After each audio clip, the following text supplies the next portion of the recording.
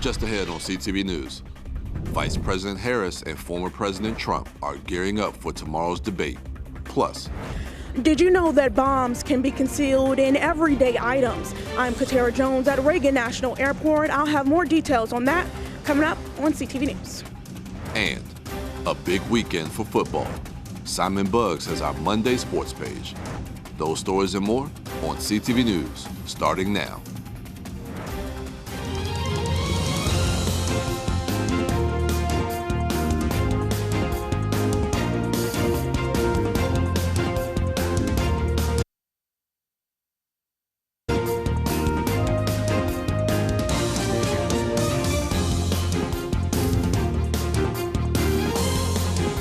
Good evening, I'm Michaela Newton. It's September 9th. Thanks so much for joining us for CTV News. Well, all eyes will be on Philadelphia tomorrow night as Vice President Kamala Harris and former President Donald Trump take to the debate stage. According to reports, Harris stayed in a hotel in downtown Pittsburgh, honing her debate skills. Meanwhile, Donald Trump filled his time with campaign-related events. But as for the rules, the candidates will have 2 minutes to answer the questions and 2 minutes for rebuttals. The microphones will be muted when it is not a candidate's turn to speak. And CTV's Byron Scott spoke earlier today with John Ronquillo of the School of Public Policy at the University of Maryland. Byron, the last time we spoke, you asked me a question, and that question was, do debates matter? I think, given all the turn of events that have happened since then, we had a different presidential candidate on the Democratic side. I would say that debates definitely matter. So I'm really looking for how the former President, Trump, treats the new Democratic candidate in Vice President Kamala Harris. He's obviously not spoken very kindly of her. We know that he does not typically speak very kindly of women in powerful positions. So I'm going to see what sort of personal affect is there between the two candidates, first and foremost. And the debate kicks off at 9 p.m. in Philadelphia at the National Constitution Center.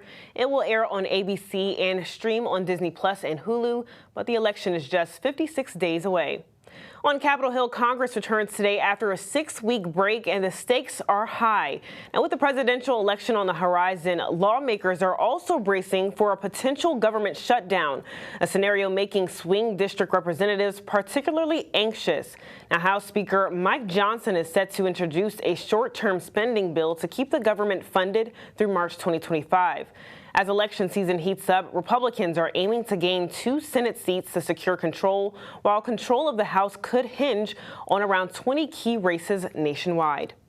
And Governor Wes Moore is pushing back against recent attacks on his military service. In an interview at the Texas Tribune Festival, Moore addressed claims that he misrepresented receiving a Bronze Star, an honor he was recommended for but ultimately did not receive. Moore, who was served as an Army lieutenant in Afghanistan, dismissed the controversy as a distraction, telling NPR, quote, "I'm too busy improving the lives of Marylanders and supporting our veterans to get caught up in this." Meanwhile, a political action committee connected to Governor Wes Moore has begun airing its first ad targeting Larry Hogan's bid for U.S. Senate. Now, the 30-second spot from the Unity First PAC is called Vetoed It and focuses on abortion. It recounts Hogan's 2022 veto of a measure allowing nurse practitioners and other non-physician medical professionals to perform abortions in Maryland. Now, Hogan is in a tight race with Prince George's County Executive Angela Alsobrooks for the Senate seat being vacated by Ben Cardin. And in just 2 days, Americans will pause to remember the lives lost on the September 11th terrorist attack. That fateful day almost 23 years ago changed how we travel by air. Now, since then, TSA has implemented strict rules on what can and cannot go through airport security. Today, TSA shows how terrorists have gotten more creative with attempting to conceal explosives. This looks like a normal Apple iPad, but TSA says inside this device is a replica of an explosive. Those individuals who want to cause harm, or say our adversaries, are very good at what they do. And we have to stay on top of that. Inside these electronics are replicas of explosives created by TSA.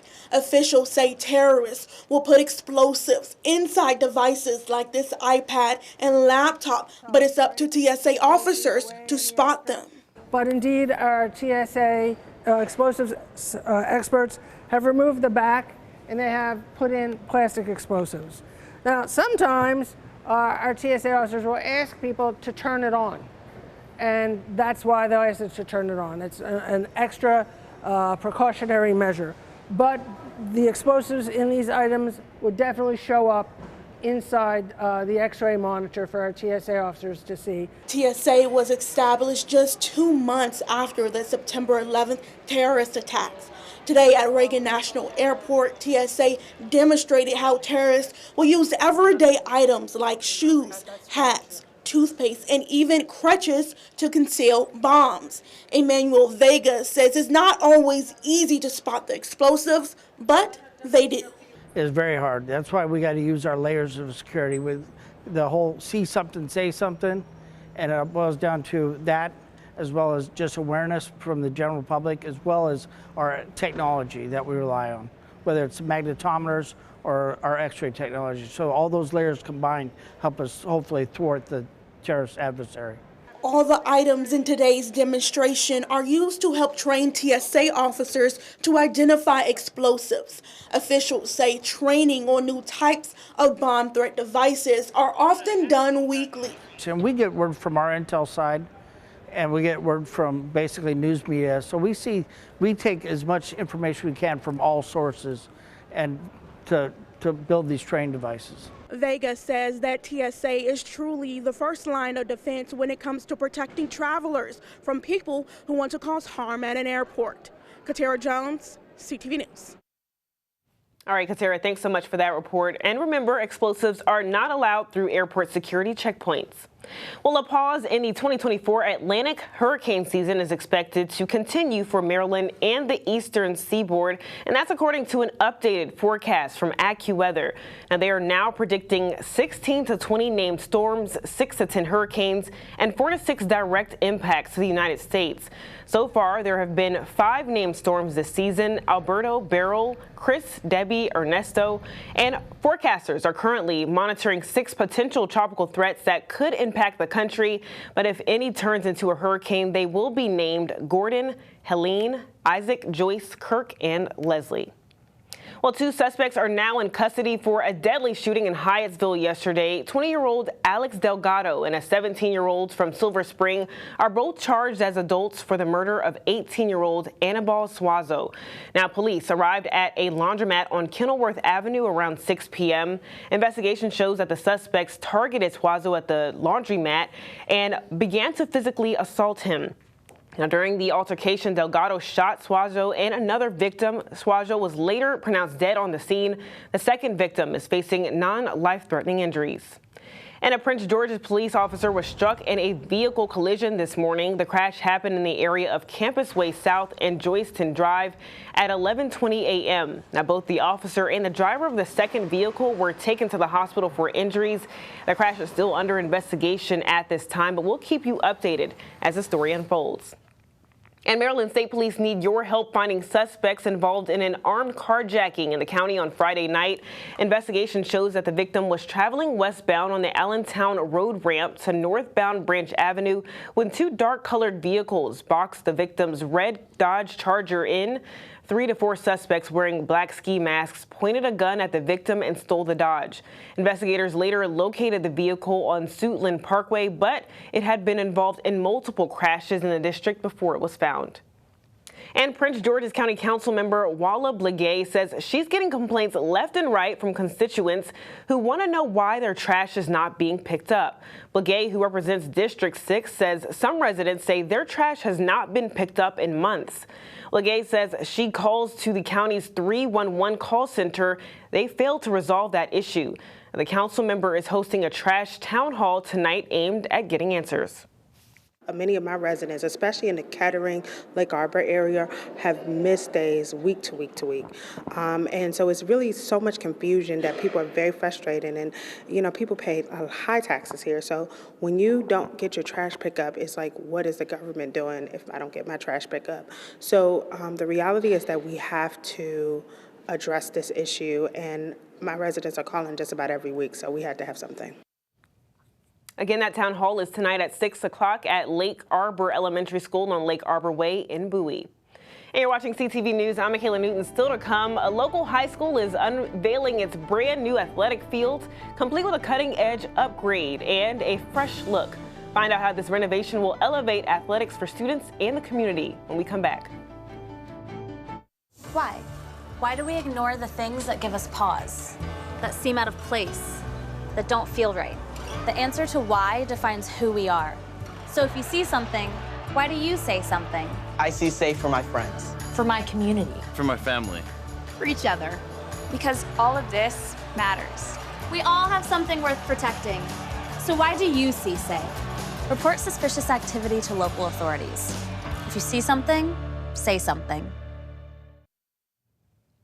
Welcome back. The University of Maryland Police Department is looking for a suspect accused of inappropriately touching a student. Now, police responded to College Avenue for a fourth-degree sex offense Friday morning. A female student reported that the man right there on your screen approached her and started asking her questions.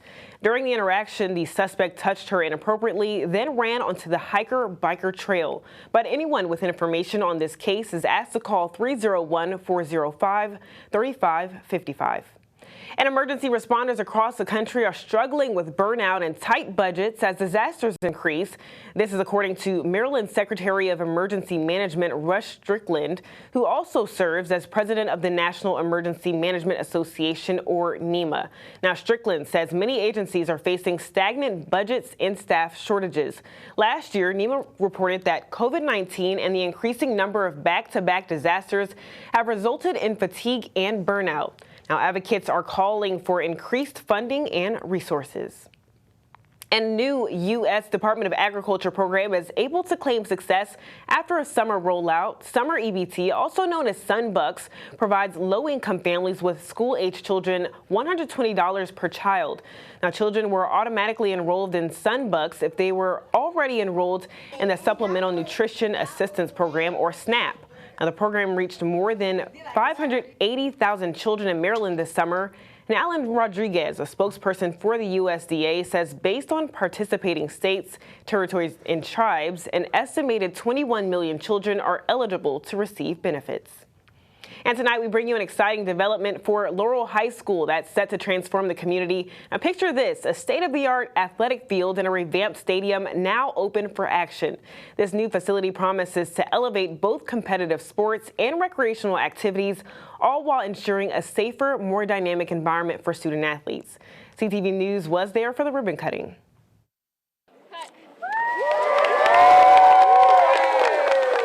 Welcome to Laurel High School.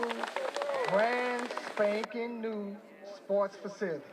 After years of anticipation, the moment has finally arrived for Laurel High School. The brand new athletic field is here, complete with a dazzling new scoreboard, fresh bleachers, and a pristine playing surface. It has been a long time, but I can't imagine a better end result than what we have here today.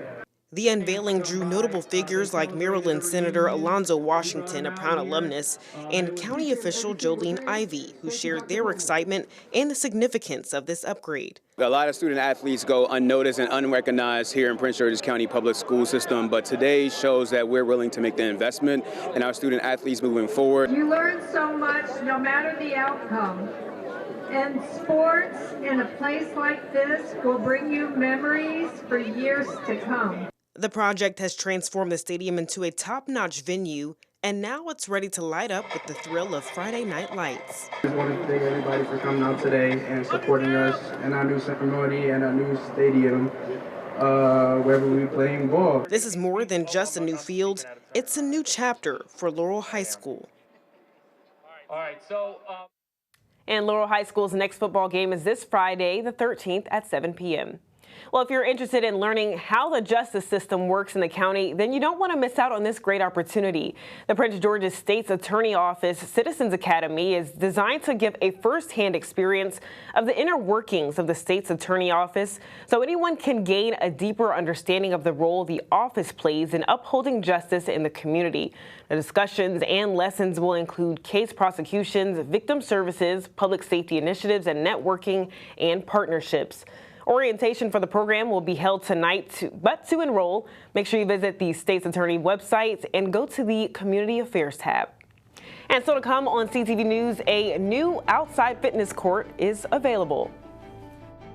New Carrollton has a free outdoor fitness court. I'm Bryce Parker. We'll have details coming up on how to stay in shape coming up on CTV News. There I was, 16, divorced, remarried with a baby, another on the way, and I could barely read or write.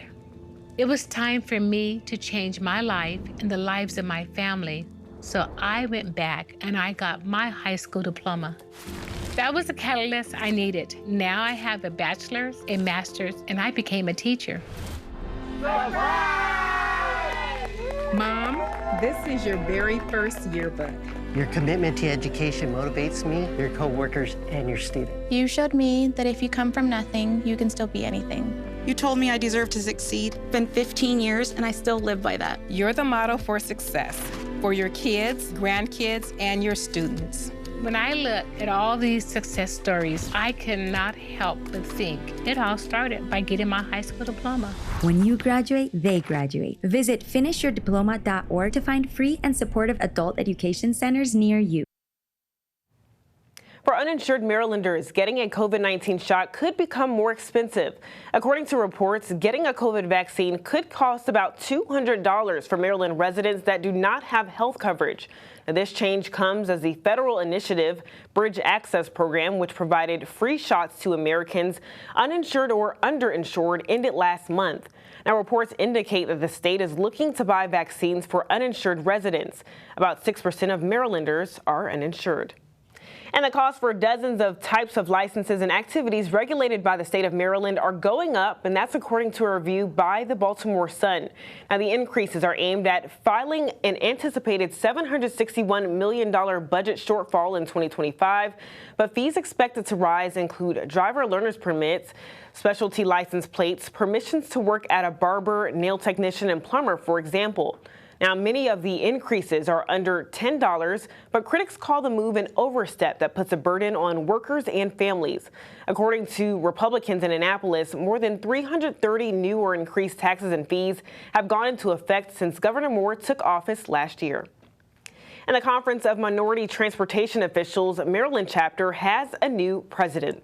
She is Oluseyi Olubinle. Olubinle currently serves as Deputy Director of Prince George's County DPW and Transportation.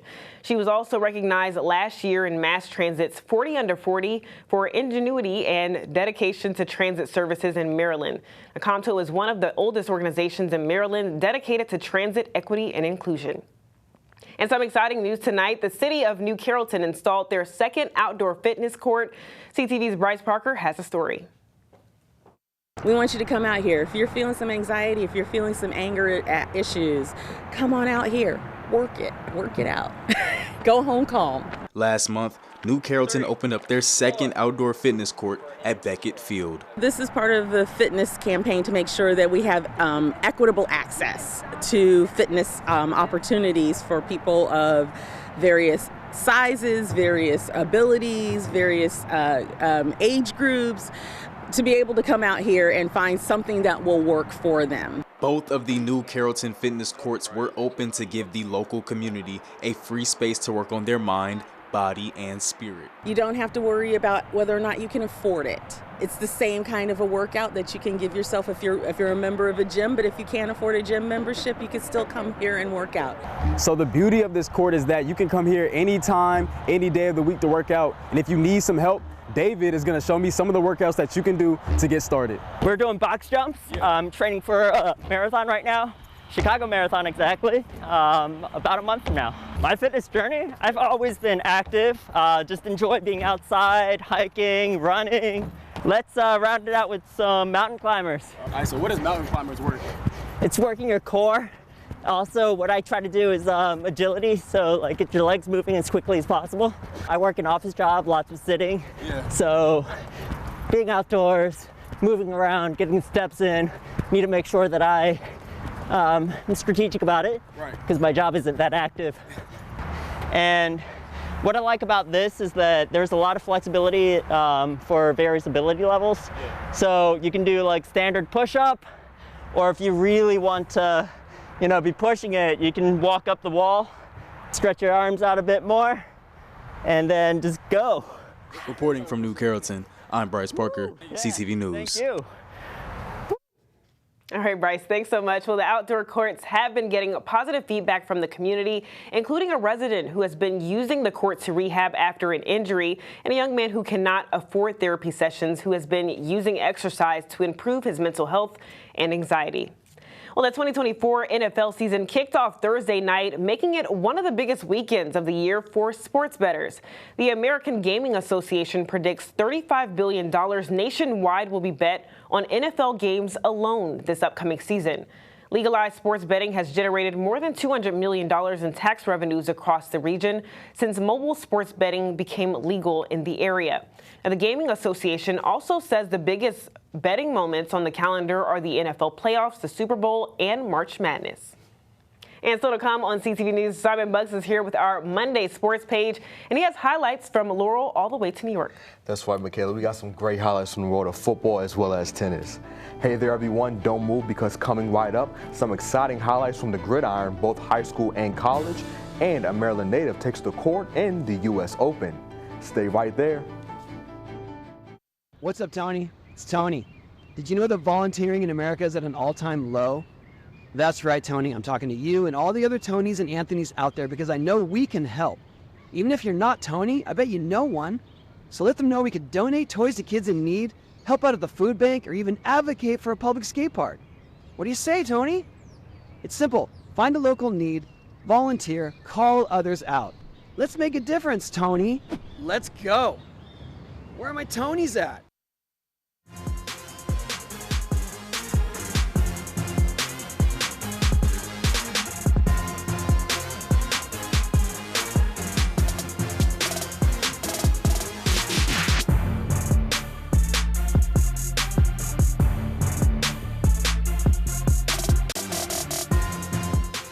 What's up, everyone? Get excited because it's time for your Monday sports page. We begin first with some high school football news. It was Friday Night Lights this past weekend as the Laurel High School football squad took the field for their first game of the season against Surrattsville. Beginning with the first quarter, both offenses started the game off slow as they had a hard time moving the ball down the field. But eventually the Spartans settled in and started to make some nice plays, like this pass completion from quarterback Demarius Custis to wide receiver Reggie Robinson. And the Spartans' drive was a success as the team struck first as Custis ran the ball in for a Spartans touchdown. The Hornets got on the board soon after as number 2 for the team could not be stopped on his kickoff return and took it to the house for a touchdown. And after the first quarter, Laurel was up 7-6 on Surrattsville. Now to the second quarter, Laurel picked right back up where they left off on offense as Custis was able to find Nathan Watkins open and he ran the ball in for another Spartans touchdown. And Laurel's defense made some plays in the quarter, like this tip ball and pick by cornerback Ethan Wimbush, giving the team's offense another chance to extend the lead. And they did just that as Custis found Robinson again on a screen pass and he was able to find the end zone, and now the Spartans were up 20-6 on Surrattsville. Even though the Hornets went scoreless on this drive, Surrattsville's quarterback showed off his shiftiness as he juked out multiple Spartans defenders for a nice gain on first down. And the Spartans defense made more clutch plays as they caused a fumble on that same drive that was recovered by defensive end Jabrilla Bangora Jr. The Spartans would score 2 more touchdowns in the quarter and went into halftime up 34-6. And Laurel sent their fans home happy as they won their first game of the season 46-28. Laurel will take the field next against Duval on Friday, while Surrattsville will take on Digital Pioneers Academy on Saturday. Switching gears to college football, another exciting matchup took place over the weekend as the UMD football team was in action. The Terps took the field for their first conference game of the season, this time against Michigan State. Starting with the first quarter, the Terps offense began the game well as Billy Edwards was able to find wide receiver Ty Felton on a screen pass for an 8-yard gain. And shortly after, the Terps got their first touchdown of the afternoon as Edwards completed a 15-yard pass to Felton in the end zone, and the Terps were up 7-0 on the Spartans. Michigan State took the field afterwards and made some plays of their own, like this 30-yard run from running back Nathan Carter. And the Spartans were able to find the end zone as well on their first offensive drive as quarterback Aiden Chili's found receiver Montori Foster over the middle. And now the game was tied at 7-all. Moving on to later in the quarter, Terps defensive back Glendon Miller came up big as he had a nice pick on 3rd and 9 to give the Terps the ball back on the 17-yard line. And the Terps took advantage of the great field position as Edwards was able to show off his legs as he ran the ball in for another Terps touchdown.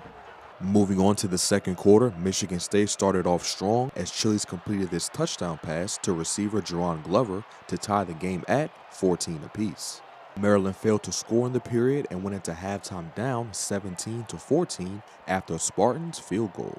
Moving on to the third quarter, the Spartans got the ball to begin the half, and Maryland's defense made some nice plays to get them off the field, like another interception, this time by defensive back Jalen Husky. And the Terps offense took the field and was able to get into field goal territory thanks to pass completions by Edwards, such as this 35-yard one to Felton. And the Terps were able to tie the game at 17-all as kicker Jack Howes converted on this 45-yard field goal. Switching gears to the final quarter, the Terps wasted no time scoring another touchdown as Edwards threw another nice pass that allowed tight end Dylan Wade to find the end zone within the first couple of seconds of the quarter. And Maryland was up 24-17 on Michigan State at that point. Fast forward to later in the quarter, Michigan State's offense took the field and Chili's threw a bomb to receiver Nick Marsh for 77 yards that resulted in a touchdown, tying the game again at 24-all. When Maryland's offense took the field after, they were forced to punt as Michigan State's defense forced a 3-and-out, and the Spartans had the ball with a little over 2 minutes left in the ball game. The Spartans were able to get into field goal territory during that time span because of plays like this short pass from Chili's to Foster for an 11-yard gain. And with 5 seconds left in the game, Spartans kicker Jonathan Kim drilled this 37-yarder to put the team ahead and win the game 27-24. The Terps will face off next against Virginia on Saturday. Meantime, the Washington Commanders took the field yesterday afternoon for their first game of the season. And they are now 0-1 to start the year as Washington fell to the Tampa Bay Buccaneers 37-20. Tampa Bay's defense made it hard on Washington as they failed to have any passing touchdowns. And quarterback Jaden Daniels, who made his regular season debut, spoke after the game on the Bucs defense. They did a good job of dropping into their spots in their zone and forcing us to take the underneath stuff. Obviously, there's times where we had a shot. I missed Terry, when I wish I could have back. But, it's a long season, man. We're going to hit a couple of those. But, Tampa did a good job with their scheme, especially in the second half. Both halves, we're going to sit back, drop into our spots, and force this kid to beat us. I was patient enough to go out there and take the check downs, man. And then when we had the opportunity to take a shot deep, we got to hit them. Washington will face off next against their NFC East rival, the New York Giants, on September 15th. And speaking of New York, tennis player and Maryland native Frances Tiafoe was in action in the Big Apple over the weekend. Tiafoe took the court against Taylor Fritz in the semifinal round of the U.S. Open. Fritz and Tiafoe went back and forth for 5 sets, and Fritz came out on top with a scoreline of 4-6, 7-5, 4-6, 6-4, and 6-1. Tiafoe is now 7-14 in 5th sets and 1-7 against Fritz. And wrapping up sports, the Washington Mystics fell to the Minnesota Lynx yesterday, 78-71. Washington will return to action on Wednesday when they take the court against the Chicago Sky. And that wraps up your Monday sports page. All right, Simon, thanks so much. No and problem. Before we go, let's get a look at our 3-day weather forecast. Tonight will be pretty clear. Tuesday is going to be nice and sunny. We're looking at a high of 84. Wednesday will be just as nice. We have a high of 84 and a low of 60. Thursday will be mostly sunny with a high of 83. And for our community calendar tonight, Councilmember Walla Blagay is hosting the Trash Town Hall at Lake Arbor Elementary School. That meeting is an opportunity for residents to discuss survey results and strategize on the next steps to improve trash pickup in the Bowie neighborhoods. Again, that town hall starts at 6 p.m. Well, that's all the time we have. Thanks so much for joining us. We'll see you tomorrow. Good night.